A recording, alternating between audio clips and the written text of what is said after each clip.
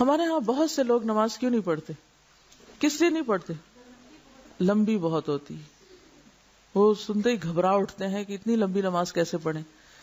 اور بعض لوگ نوافل کو بھی کس درجے میں پڑھتے ہیں؟ فرض کے درجے میں پڑھتے ہیں کہ وہ نوافل بھی کبھی نہیں چھوڑیں گے. نوافل بہت پسندیدہ کام ہے، اس میں کوئی شک نہیں، اور خوش قسمتی ہے اس شخص کی جس کو کثرت سے نوافل پڑھنے نصیب ہوں. لیکن اگر کوئی شخص خود ایسا کر رہا ہے تو سب کو اس کا پابند نہ کرے، اور خصوصاً بچوں کو، کیونکہ ابتدا میں اگر بچوں کو ہلکی نماز کا عادی کریں اور پھر ان کے اندر شعور پیدا ہو اور نماز کا شوق اور نماز کا فائدہ انہیں پتہ چلے کہ سجدوں کی کثرت کتنی فائدہ مند ہے، تو پھر وہ اپنی خوشی سے پڑھیں. اور نفل ہے ہی کون سی عبادت جو مجبوری سے پڑھی جائے، جو دل کی خوشی سے پڑھی جائے؟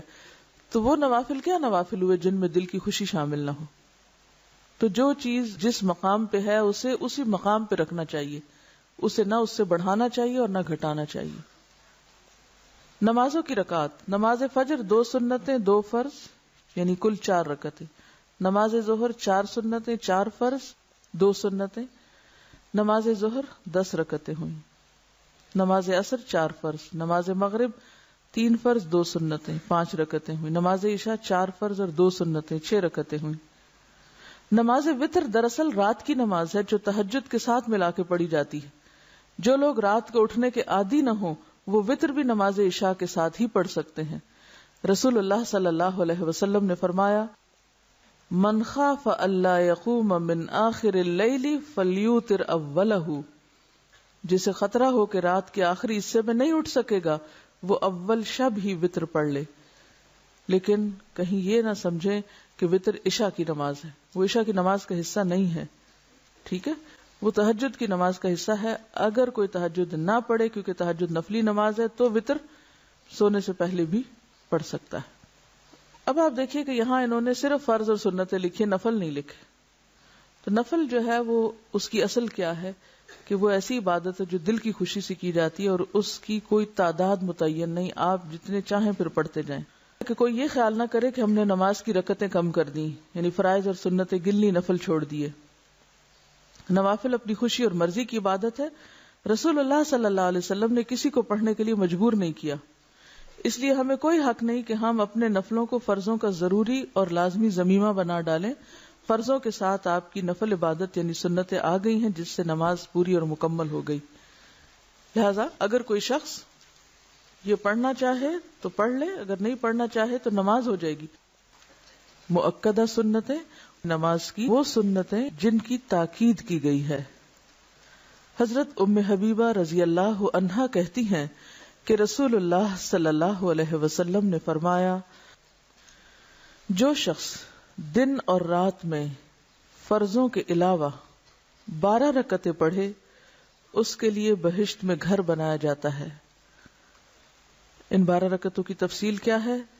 4 رکعت ظہر سے پہلے، 2 رکعت اس کے بعد، 2 رکعت مغرب کے بعد، 2 رکعت عشاء کے بعد اور 2 رکعت نماز فجر سے پہلے.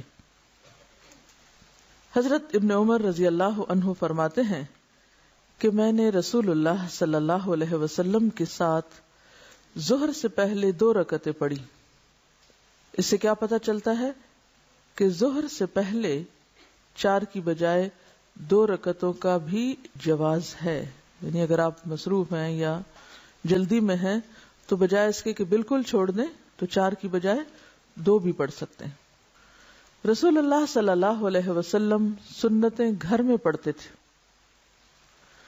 حضرت عبداللہ بن شقیق سے روایت ہے کہ میں نے حضرت عائشہ سے رسول اللہ صلی اللہ علیہ وسلم کے نفلوں کا حال دریافت کیا تو حضرت عائشہ نے کہا: رسول اللہ صلی اللہ علیہ وسلم میرے گھر میں ظہر سے پہلے 4 رکعتیں پڑھتے تھے، پھر آپ نکلتے اور لوگوں کے ساتھ ظہر کے فرض پڑھتے، پھر گھر میں داخل ہوتے اور 2 رکعتیں نماز پڑھتے.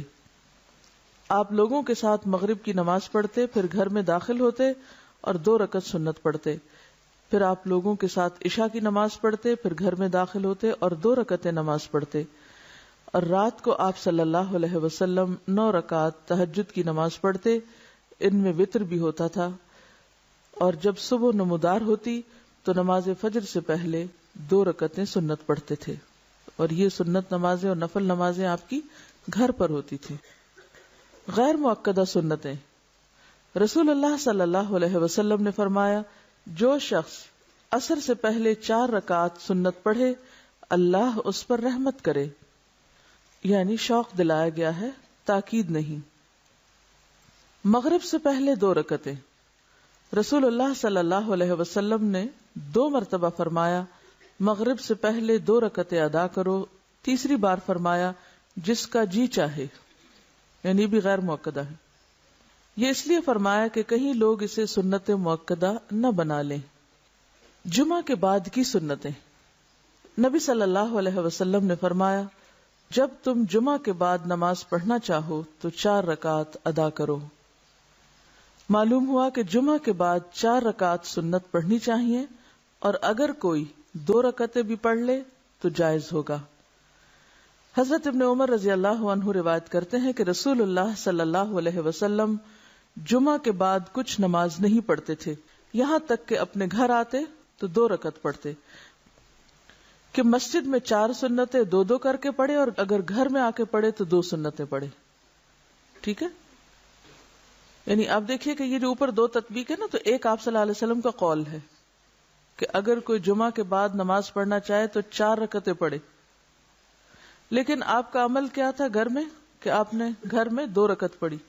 تو علماء نے کیا کہا کہ مسجد میں پڑھنا چاہے تو 4 پڑھے، گھر پڑھے تو آپ کی سنت کی پیروی میں 2 پڑھ لی.